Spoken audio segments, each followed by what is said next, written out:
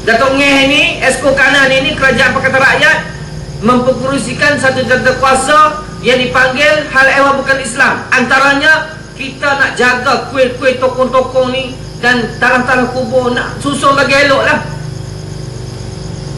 Dan saya setuju, orang Islam bukan setuju, bukan Islam lagi setuju.